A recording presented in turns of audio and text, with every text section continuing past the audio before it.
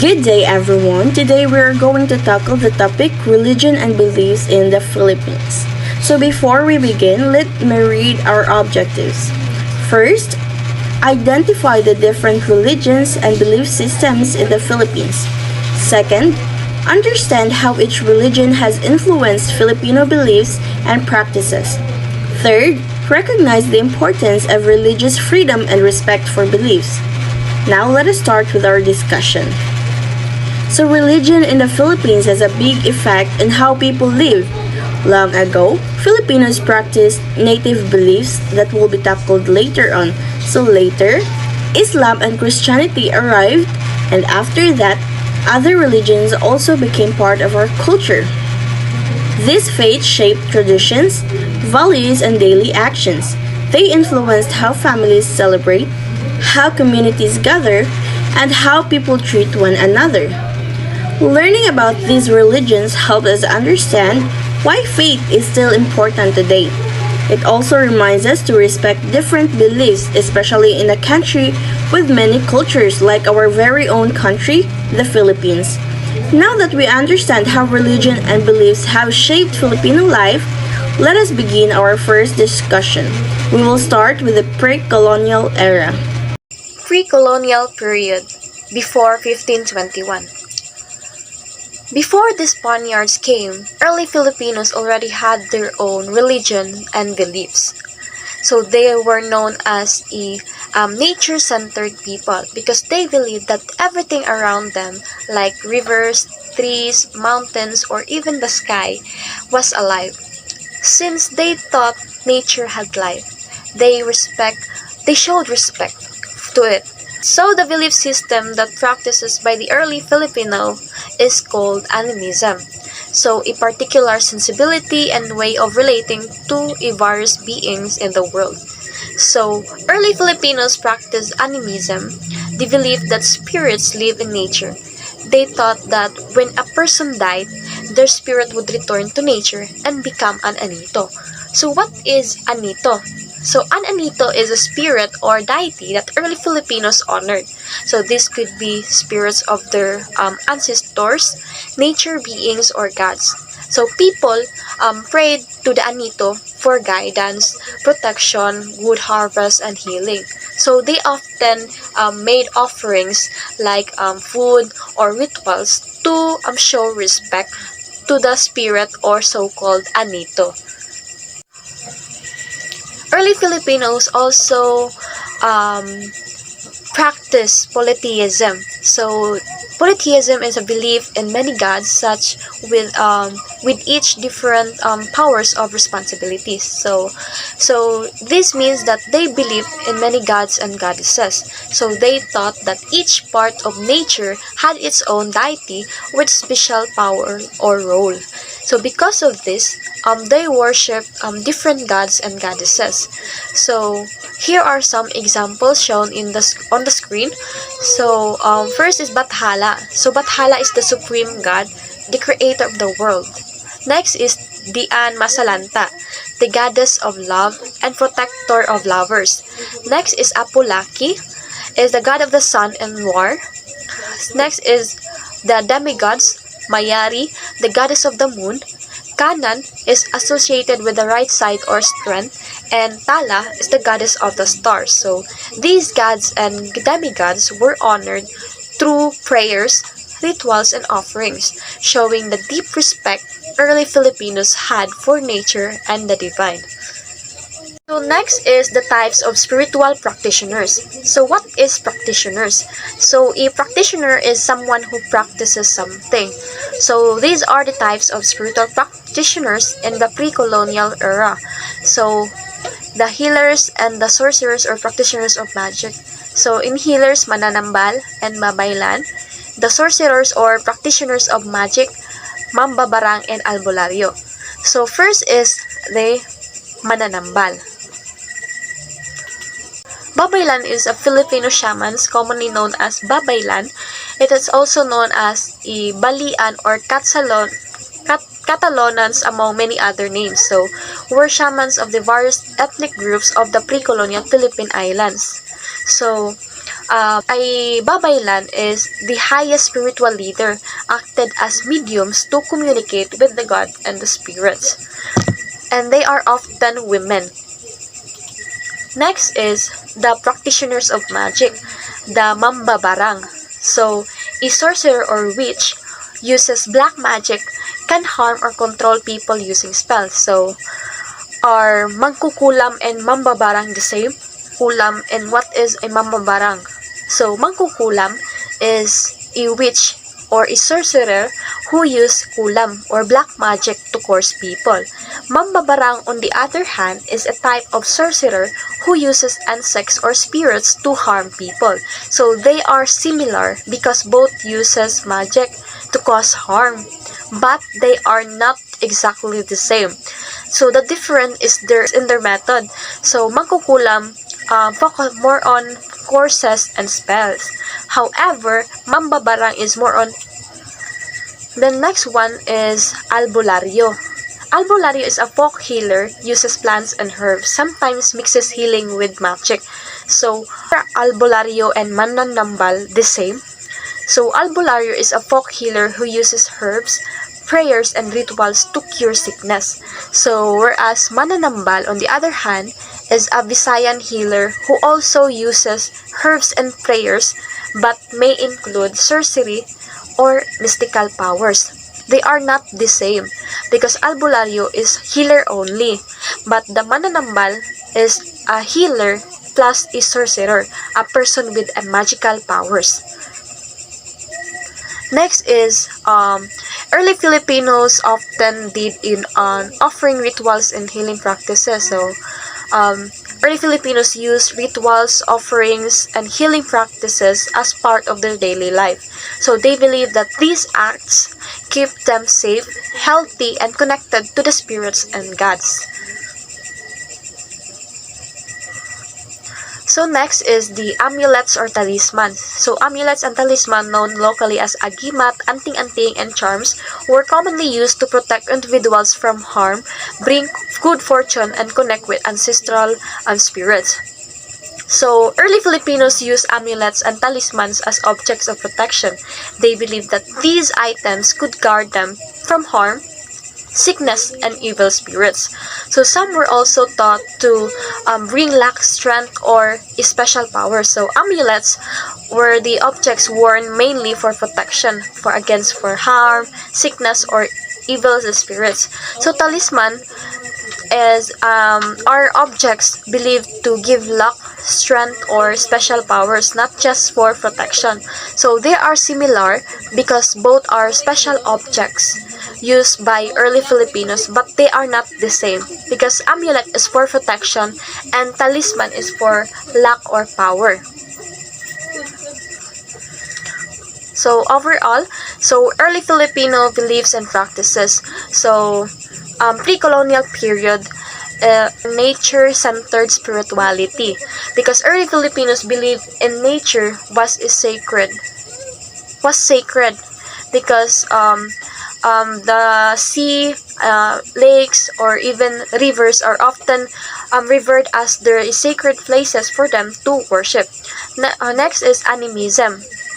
This is a belief system in pre-colonial, which is they believe that spirits live in trees, rivers, animals, and all of the nature. Next, they also practice polytheism because many gods and goddesses rule different parts of life. And one of their highest spiritual leaders is called Babaylan, who healed, guided, and connected people with spirits. So rituals and practices of the early Filipinos, the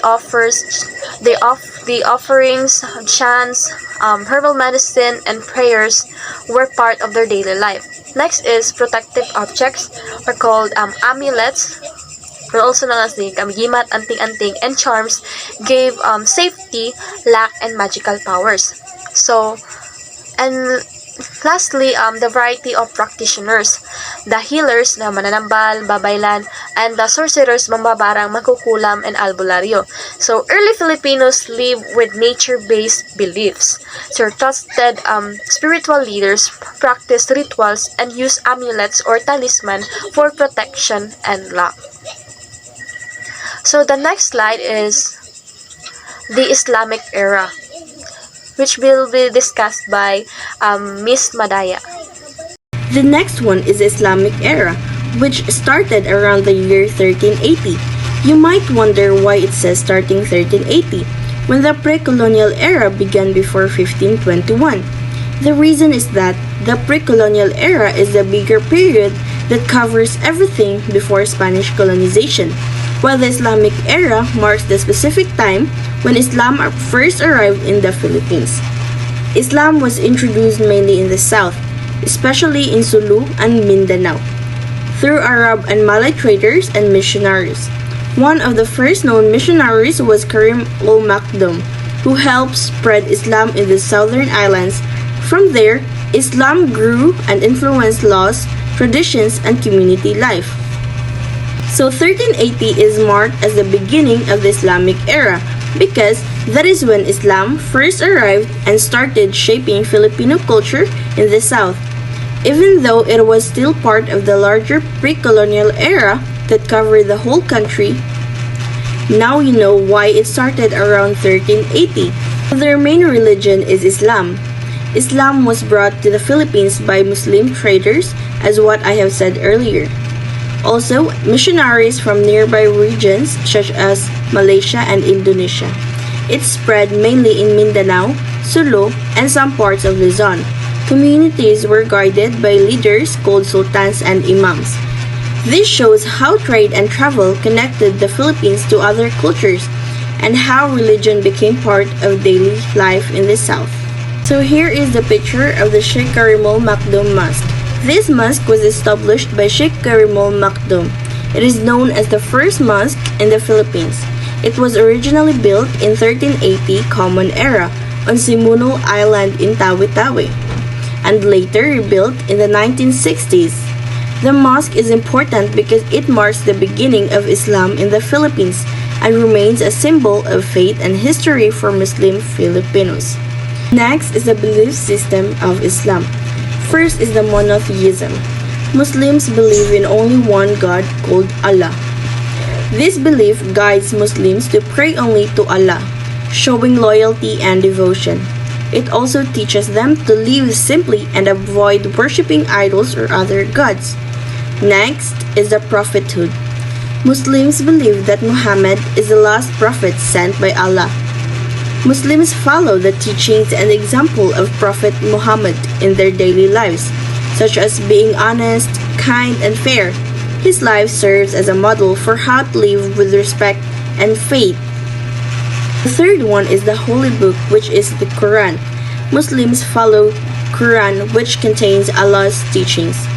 The Quran is read and recited during prayers and studied for guidance. It teaches Muslims how to live, how to treat others, and how to strengthen their relationship to Allah. These core beliefs are not just ideas, they are practiced daily through prayer, traditions, and community life. They shape the values of Muslim Filipinos, especially in the southern regions. Next is the 5 pillars of Islam. These are the main practices that guide the daily lives of Muslims. So Shahada, the first one is Shahada. It is a profession of faith, so Muslims recite the declaration, "There is no God but God, and Muhammad is his messenger." This is the foundation of Islam. By saying this, Muslims show their belief in one God and their acceptance of Muhammad as the last prophet. It is used in daily prayers and important life events, reminding them of their faith. The next one is Salah, their prayer. So Muslims are required to perform 5 daily prayers at specific times throughout the day, always facing the Kaaba in Mecca. So prayer is a way to connect with Allah, seek guidance, and show discipline. It is used to structure the day, reminding Muslims to pause and focus on their spiritual life. So next is Zakat, or the alms giving. Muslims give a portion of their wealth, usually 2.5% of their annual income, to charity to help the poor and needy. This practice teaches generosity and care for others. It is used to reduce inequality and strengthen community bonds, showing that faith includes responsibility for society. Next is the Psalm. Fasting, they're fasting. So Muslims fast from dawn to sunset. During the month of Ramadan, avoiding food, drink, and other worldly needs. So fasting is used for self-control, spiritual reflection, and empathy for the poor. So it helps Muslims focus on prayer and gratitude, reminding them of the importance of discipline and compassion. Next is the Hajj, or the pilgrimage. So every able-bodied Muslim who can afford it is expected to make a pilgrimage to Mecca at least once in their lifetime. So during Hajj, Muslims visit the Kaaba. Hajj is used to unite Muslims worldwide, showing equality before God. So it is a powerful spiritual journey that strengthens faith and connects believers to the history of Islam. The Islamic era in the Philippines began around 1380 when Muslim traders and missionaries introduced Islam in the southern islands. So it shaped communities in Mindanao and Sulu through faith, leadership by sultans and imams, and also practices guided by the Quran and the five pillars.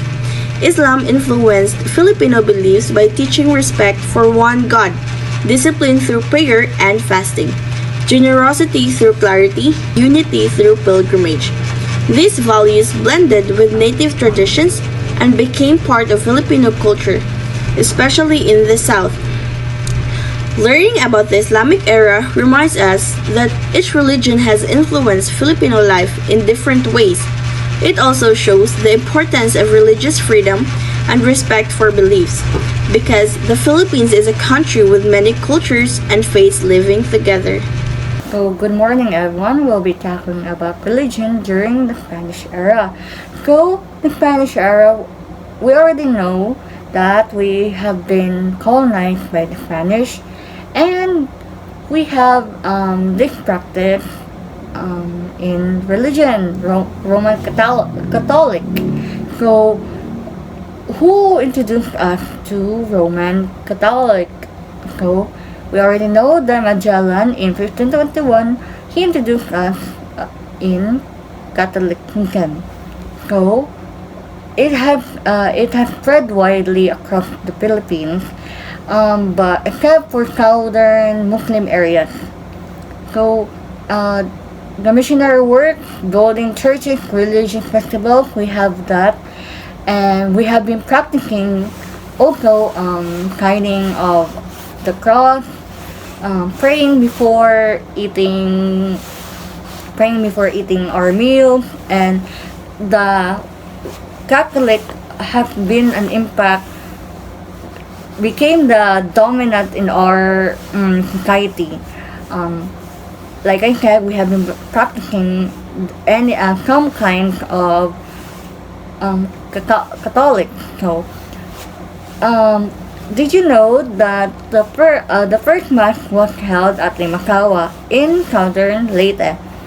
So, Spanish colonized the Philippines over 300 years. So, beginning in 1565 under Miguel Lopez de Legazpi. So, Catholicism in the Philippines was characterized by a policy of regrouping settlements into controlled villages called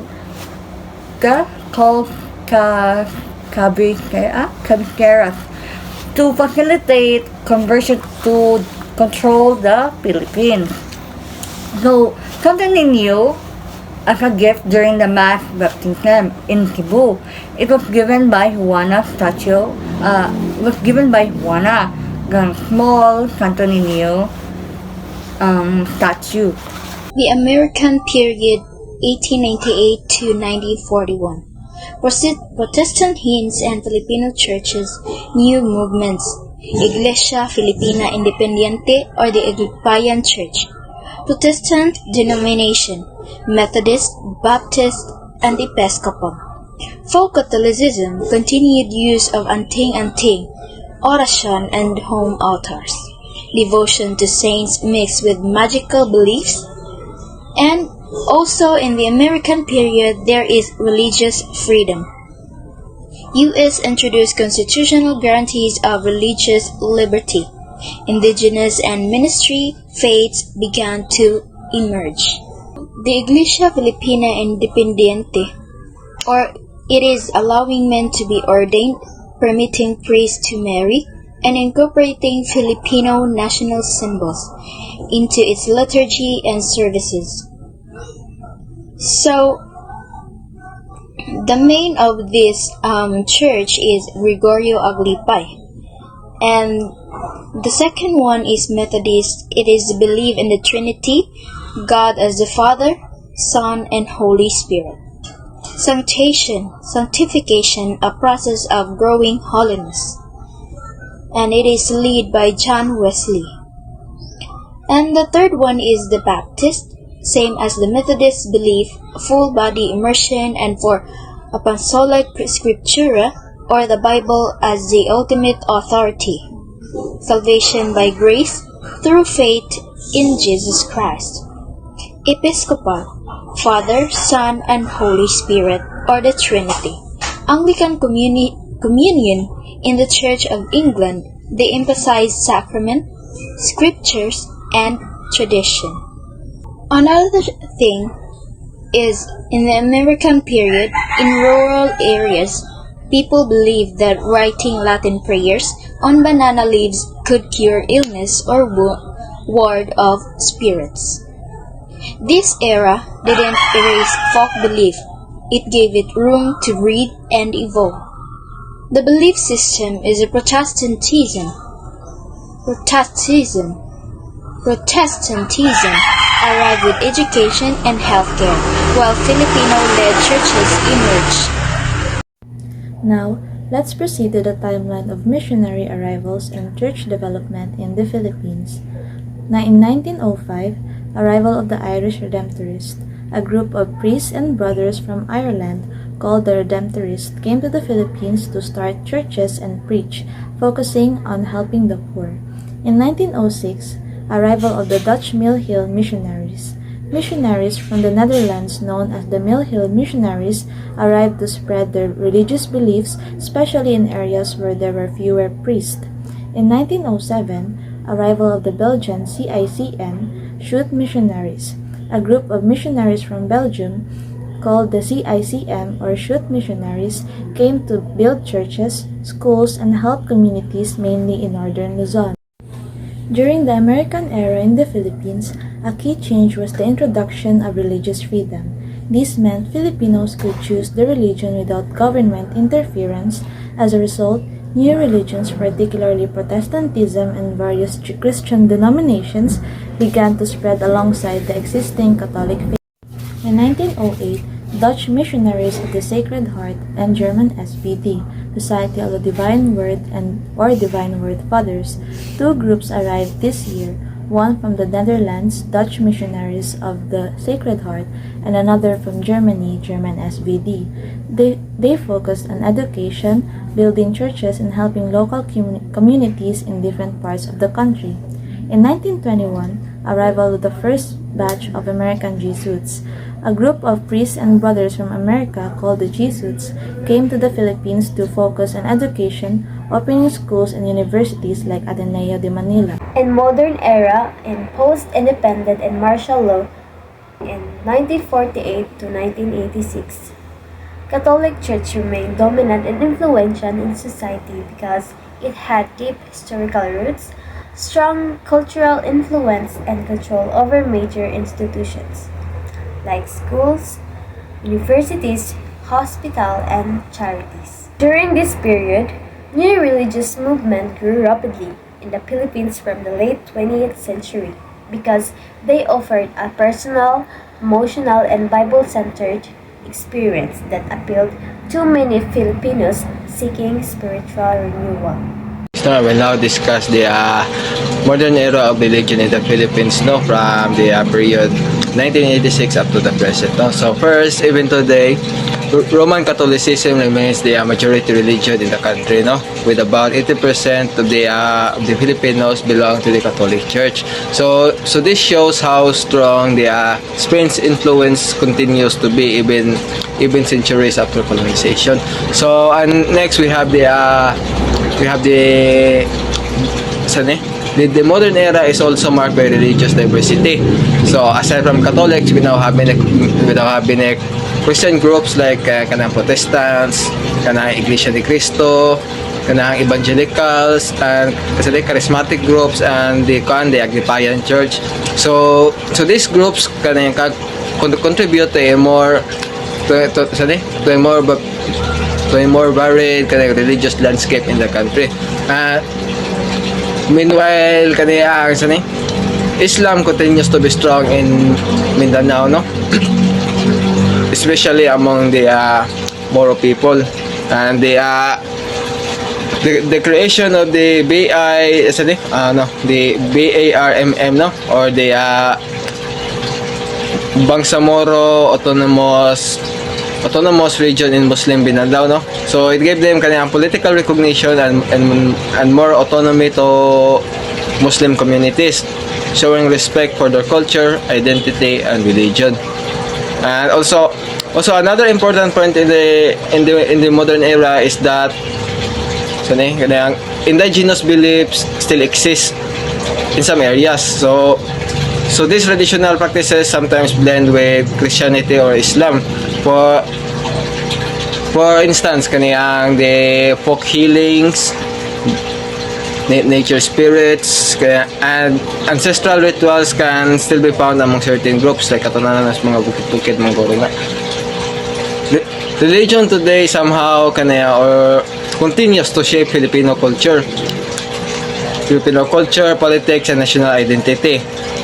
We see this in we somehow see this in celebrations, or like the major celebrations like the Asinolog, the Translation, Ramadan, and many local fiestas. There are also newer religious trends. So this includes the rise of charismatic movements such as prayer communities and worship concerts. So, and also at the same time, a small but growing number of Filipinos identify as non-religious or mga atheists, mga basta atheists. So, though they may still believe in moral or spiritual values, no, and also overall the modern era shows a mixture of tradition, diversity, and new religious expressions, all contributing to the unique identity of Filipinos today. In conclusion, religion in the Philippines has changed over time. In the beginning, Filipinos practiced indigenous spiritual traditions honoring nature and spirits. Later, Islam arrived in Mindanao and influenced culture, traditions, and leadership in the south.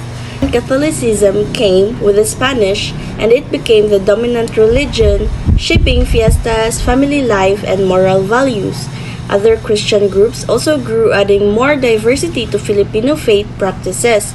So each religion has helped shape how Filipinos live, what they believe, and how they celebrate important events. For example, fiestas, Ramadan, and Christmas are all rooted in religious traditions. So today, the country has many different religions and people are free to choose their faith. Even with these differences, religions continue to guide Filipino values like respect, kindness, and strong family ties. That is why it is important to understand how each religion has influenced Filipino beliefs and practices, and to recognize the importance of religious freedom and respect for different beliefs. These lessons reminds us that diversity in faith can strengthen our unity and value in our communities. That would be all. Thank you.